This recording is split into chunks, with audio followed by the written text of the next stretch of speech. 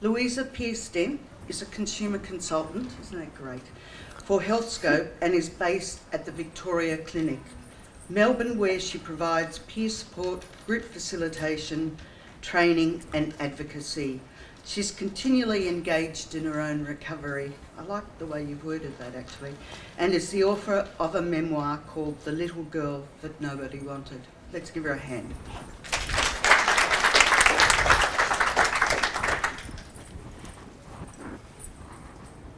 Hi everyone, so happy to see people in the room.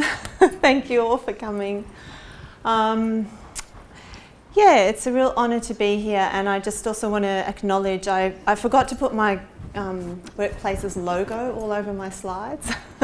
So I just want to acknowledge HealthScope and my particular place of employment, the Victoria Clinic, for getting me here and encouraging me and supporting me to come and speak about my experiences of being a consumer consultant at the Victoria Clinic. I've been there for about 4 years, gradually growing, and I'm going to show you a bit of the path of development there. It's a feel-good story mostly, and that's why I wanted to share it, I guess, because I know that we're all having, us peers in these spaces, very diverse experiences, and a lot of them aren't good. So hopefully some of the strategies and things that I've learnt along the way might be applicable for others. I do also want to flag straight up that it's a private space that I work in, a private hospital, a private company, and I think, you know, just talking to people, there's some vast differences between experiences in these two systems. So it could be one of the reasons why I've had such a great time at the Victoria Clinic. But I don't want to, you know, give all the credit to that. Also, it's been a lot of persistence on my part and a lot of self-reflection, which I'll share with you today. So, when I was putting together my talk, I really started to centre it around this idea of power, and realised that it's been so integral in my journey. And a bit like, you know, the Wizard of Oz, Dorothy, who had the power all along. I didn't know I had power when I started in my role. Like so many peers, I came from a patient position of feeling really powerless. And it wasn't just through my experiences in the mental health system of, well, you're the sick one, you know, you don't know anything kind of thing. But it was also throughout my whole life. I just never felt powerful. I never felt like I had a voice and that was worthy of being heard. I never found a place in a career that felt like I had any influence or say. So I wasn't used to power. And I've learnt through my time at Victoria Clinic that really power was, I had it all along. And I just needed to own it and start to take what is a birthright for each of us. We each have power. So this is a story about power. And I think it's the critical issue that is going to make or break the integration of peers within a service. How much power are they taking and how much power are they given? Because it's definitely a collaboration. I mean, you could bang on the door as much as you like, and if power isn't shared, then you're probably going to, you know, burn out pretty quickly and have to leave. So for me at the Victoria Clinic, it's definitely been a collaborative relationship that I've had to take the power that I've needed to do the changes that I've done, which I'll share with you. So just to kind of give a bit of a overview of the way that I see this paradigm shift, and I'm so pleased to see this term being used in so many talks, that this paradigm shift is here. And the way that the analogy I've used is that in the old medical model, this is what the mental health system looked like. This was the ideal. This perfect little vegetable garden, you know, the people with schizophrenia are the lettuces and the people with the bipolar are the kale, and this is how we treat them, and we want them all neatly lined up and contained and categorised, and for it all to look lovely at the end. But I think the paradigm now that we're shifting to is more like this. You know, it's inviting chaos, if you like. I mean, if you go into a jungle space, an ancient rainforest, it looks chaotic, but there is an order within that chaos, and it's expressed through the diversity and the vitality of each and every part of that system being allowed to be itself, and being a valuable part of that system and collaborating. So I'm feeling like this is where we're heading. I'm really optimistic. I know, you can look around and get despondent, but part of my power has been to stay positive and to see the good that's coming. So that's kind of kept me from burning out or, feeling jaded or wanting to leave. Also some background, some key changes that I think have happened in thinking over the, I'd say probably it's been a long time in the making. Like, you can look back at the Charter of Human Rights, the changes that have happened in the last 100 years in thinking, the paradigm shift that we're all talking about now is because of some of these things that are more broadly happening in the world. We've got a movement of personal sovereignty, a rejection of this idea that there is one truth and that experts know best, and that truth is somehow out there in an academic paper or in a theory. And I think we're moving towards this idea where we're each our own experts, and we're definitely seeing that in the peer movement. So yeah, broadly speaking, that's, I guess, emboldening us to speak our truth and to say what we think is the right thing. And there's been a recognition of trauma, which has been talked about a lot at this conference, which is really encouraging to see as well. And I'm also seeing a shift to what I call heart consciousness. So a shift away from the mental, rational reasoning of everything to more a felt experience. What does this feel like for people? What is their intuitive felt experience, and valuing that. So we're also seeing this in practical ways, which, there's the Charter of Healthcare Rights. The national standards have a big part to play in my role. So I can never remember how it's the National Safety and Quality Healthcare Service Standards. Standard number 2 is my favourite because it's the consumer engagement standard, and it's the reason why HealthScope, my company, employs me and is really pushing the consumer movement within our company. Now, we're a big company. We've got 44 hospitals across Australia. Not all of them are mental health.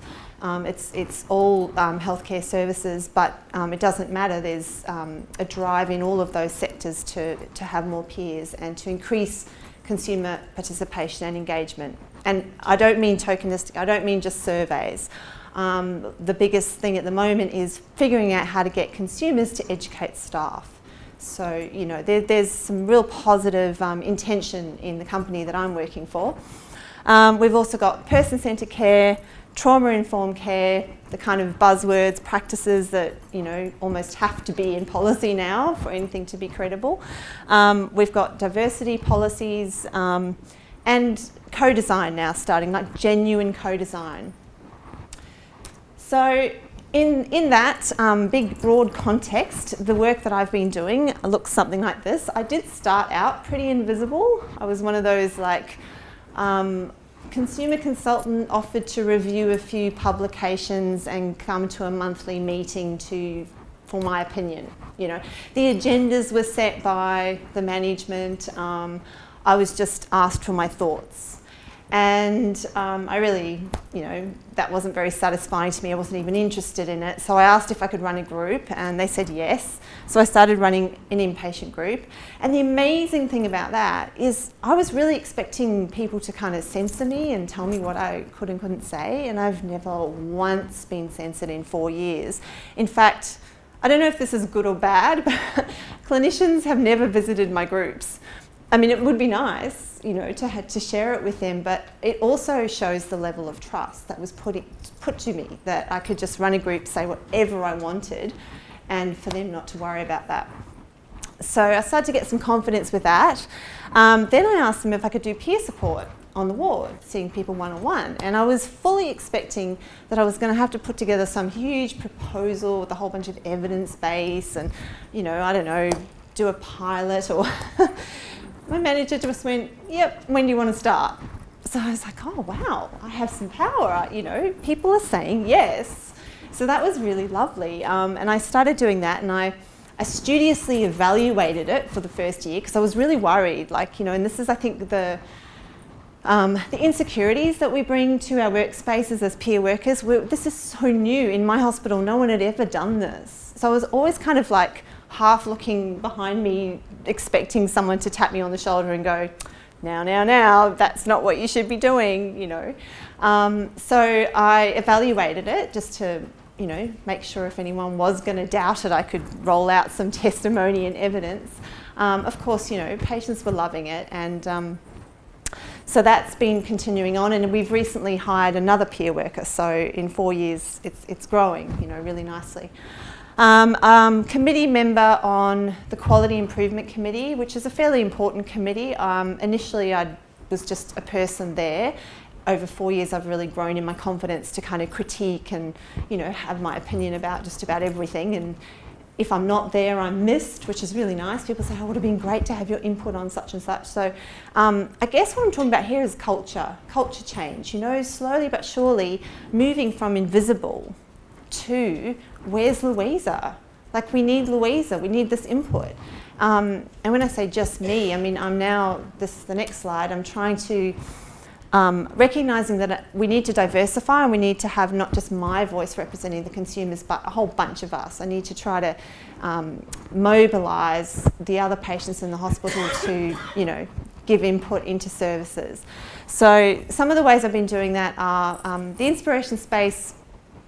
I tried to cheer up the hospital. It felt like an old age home when I first went there as a patient. It's very drab. So we've created a few things like the inspiration space, which is a beautiful board for people to put up art and share messages with each other. We've got a welcome board now. We're doing things like that, which initially the academic intellectual part of me was a little bit like, oh, that's just like, you know, I don't know, trifling or not important.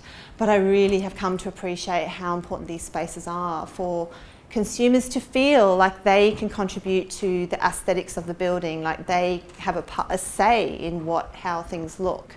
And it's interesting, the mistrust with this inspiration board when it first came out. The staff were like, what if people leave triggering things on there? You know, who's going to monitor it? It could be harmful. But you know, touch wood, in a couple of years now, it's been really respected. It's a beautiful space.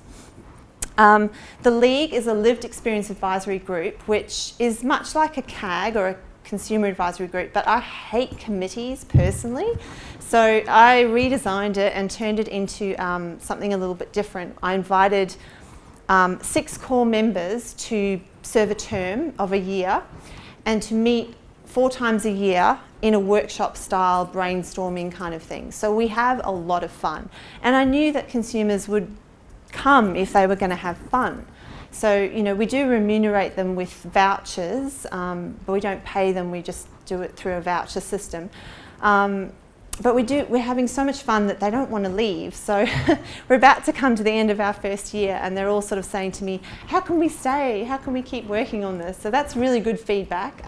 We'll evaluate it properly, but that's just sort of anecdotal. And also, the League is just the core group. We've opened it up to other people who want to be part of like a feedback group, and they receive information about the League, what's going on. They receive surveys, and we get input from them as well. So that's unlimited. Anyone can join that. So trying to get away from exclusivity, if possible. It's always difficult to do, but that's how we've done it. And the League, what I'm so pleased to share with you is it's having real influence. You know, management are asking me to take issues to League. I'm presenting League's opinions, and it seems to have a lot more weight than if I was just standing up there going, this is what I think because this is what consumers are telling me. Also with League, we're actually working on tangible things. I'm not just, there was a talk I went to before about the genuineness of co-design, you know, when is it just engagement and consultation, and when does it actually turn into co-design? So with League, we're working on 2 projects. One is a self-soothing box that the League team have created themselves, which will be rolled out on the ward, hopefully launched Mental Health Week, yay. And then the other one is a wellness workbook, which is a workbook for patients when they come into the hospital, but they're writing it. So at the moment, it is a co-design, but poor old Allied Health are getting a little bit left out. Now, I've done that deliberately. I've asked that they stay out of it until the consumers have a go. And they're writing about everything. They're writing about treatment plans and what it's like, medications and what therapies are offered in the hospital, and all sorts of things. Discharge planning, what it means to be recovered, lots of their little inspiring stories in there. And when we're finished, we'll give it to Allied Health and then they can have a go. And of course I need to be very respectful of my colleagues as well, and I'll talk about that too, because that's been a part of my my success at Vic Clinic, I guess, is collaborating with colleagues too. And I'm now mentoring another consumer consultant, and I'm also designing and delivering training for staff. So again, surprisingly, how much power, I just suggest something and I thought, all they're going to want is how many consumers experience this? Please get up there and spend 10 minutes telling us your story. Yeah, some nods in the room. Well, I have now colonised, I've heard that word a lot too in this conference, I've colonised the space of patient-centred care. I've chucked out the word patient, I'm saying it's person-centred care because I want people to remember the person behind the patient. And I've also designed trauma-informed care training, which we're hoping to roll out as a PD points for nursing staff at our hospital. So yeah, there's some exciting things going on that I'm often surprised that they're letting me do. And again, it's that power thing, it's like, oh, okay, they really do value and respect my opinion. So why is that? Challenges for me have really been around taking that power, I suppose, actually recognising that my voice is important in the space. And a hospital, for those of you who have been patients or work in hospitals, that there's a very strong hierarchy, a very strong rank. And so partly my lack of power came because I kind of we've all been indoctrinated into this in our world. We've all been programmed to respect the authority. So when we're at school, it's the teacher, and then when you're in the hospital, it's the doctor or the whoever or the general manager. So there's partly that, and then there's partly being a patient and suddenly being allowed in the nurses' station or the lunchroom, or working with people that used to be my treatment team and now my colleagues. Awkward. Oh, thank you. I think she's done it. Yeah, okay. So, and there's tangible, practical power, because obviously I do have a boss, and obviously the boss could fire me if they wanted to. But I think a lot of the power is perceived. It's barriers that I thought were there that actually weren't there. And if I was just brave enough to walk into somebody's office and say, this is what I think needs to be done, I started to, get responses of yes and listen to and so forth. So that has gradually built up my confidence, hopefully so that I don't become a complete Frankenstein and start annoying the workplace. But I don't think that will happen. And the reason I say that is because one of the things that I've really focused on is building strong relationships with the staff that I'm working with. So I do understand the fight. I understand when we're powerless, some of us go through a stage, maybe all of us go through a stage of anger. Why did this happen to us? Why am I powerful? They've got the power, they're the baddies.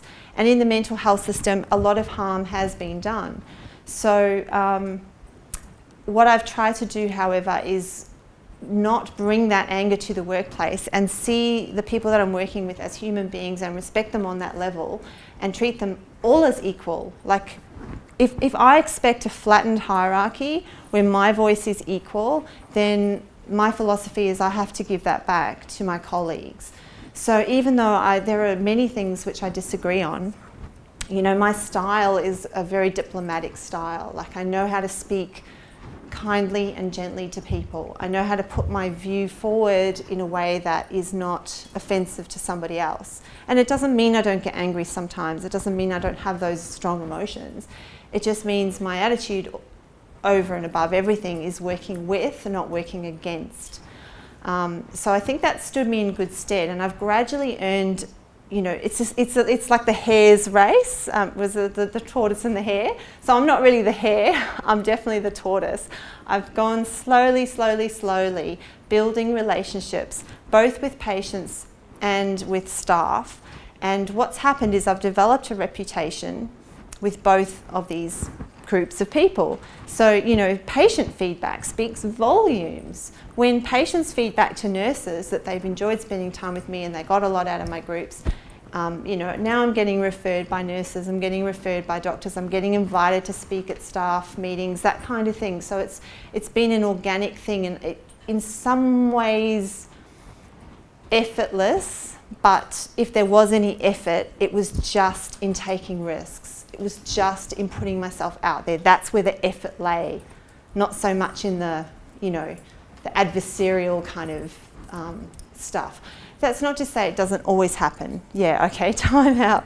So I've got, I didn't get through all my slides, but it doesn't matter. I think I've covered the main points I wanted to cover, which is just to leave you guys with the message that, you know, please take your power. Please remember that every single human being has power. And we haven't always been taught that in our societies, so this is like a programming that we have to sort of bust through.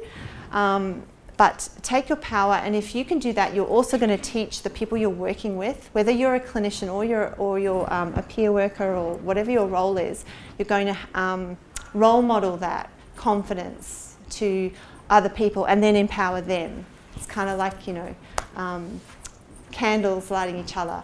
Yeah. So that's how I see the peer movement, that we're all candles and we're all encouraging and lighting each other's sparks and, you know, creating, in the end, a really big, beautiful light. So. That's lovely. That was really interesting, wasn't it? I know from when in the 90s I started a consumer advocacy service in the Hunter. It wasn't quite gentle. Really was a shock to them. So yeah, it's fantastic. Yeah. Does anyone have any questions? No? Yes. Nice big voice. Do my best. Hi, I'm Trina, I'm from New Zealand. I just wanted to ask you a question about the payment to people in your groups via voucher, and if you guys have thought anything around that, whether that's something that you want to continue or whether you want to pay people as other people get paid. Yeah, well, see, they're not employees, and you know, like a lot of consultants get brought on in that sense, not as employees. Like I've been a consultant on other hospitals where I'm not an employee. So the options are remuneration via money, or and the voucher's just like easier, you know, bureaucratically, I suppose, to give them a voucher. I had to fight for that voucher, actually. So there's still a kind of an idea in services, I think, that people are willing to do this voluntarily. But technically they're volunteers, so they're not being paid by the organisation. And to bring them in as employees, it complicates it to the point where I couldn't have got it off the ground, because you know, they're not going to suddenly say yes to 6 more employees and all the red tape that goes with that. And I think in small steps, because I know that just paying them via a voucher is, you know, the first hurdle. And then when League does well, you know, this is like, you've got to sort of think long term, it's like strategic planning. When League does well and we can prove that this is such a valuable thing, yeah, let's hire 6 consumer consultants, you know. We prove that we need them. So yeah, so I guess that's been my strategy. I'd love to see us all being paid, but we could remunerate them with money, which, I don't know, might seem less tokenistic than a voucher. Yeah. Any other questions? Just the organisation that I'm with, we haven't moved into the peer work sphere yet, although it is on our agenda as we move towards being a lot more trauma informed, because it's a critical part of people's recovery. And So I guess my question is as the organization, how do we get that right to bring peer workers in so that, because I've heard a lot of stories over the last 2 days of where things have failed, where people haven't been supported, where there's been tokenism. So Yeah. what would be your top 2 tips on Plan how to get and it right? prepare Yeah. really well. So I did have that experience. I'm a bush basher. So like the way that I imagined it was like this forest. No one had ever walked this path into the career role that I've now got. I work 20 hours a week there, and we've got another person there 8 hours. So we're nearly a full-time consumer consultant at a tiny hospital. It's only 52 beds. And I did have to bush bash a path to get there, and there was very little policy, very little support, very little idea of what I would do. So I made it up as I went along, but I know not everybody is so, like it takes a certain personality to be that. And we did lose some consumer consultants because there wasn't the structure and they weren't so bullheaded to just go in there and ask for what they needed. So in my experience of mentoring the new person, I did the opposite. I maybe wrapped her in cotton wool too much, but I was like, so much structure, so much support. We trained her properly. She got a proper staff orientation. She's been included in all of the staff, mandatory training and the team meetings, and inclusion is so important, not for that person to feel isolated, because they're already going to be feeling probably powerless and isolated to start with. Another thing though is to train the staff. Now, we didn't really have to do that at my workplace because I had already created a culture where they were really accepting of me and valued my job. But I know in some workplaces, if you're starting from scratch, I've heard awful stories of, clinicians just really not understanding. One clinician, a story was told to me recently that they literally said consumers shouldn't share their lived experience stories because it's damaging to patients. Yeah. So there's probably a few frowns in the room. I hope there's frowns in the room. It just shows a total lack of understanding of our role and the importance of the lived experience. So to prepare your staff might be definitely a priority in your workplace anyway. That's all we have time for. Okay. Sorry. So No much. problem. Thanks, everyone. There's so much more we can go on with it. It's really an interesting area to start discussing.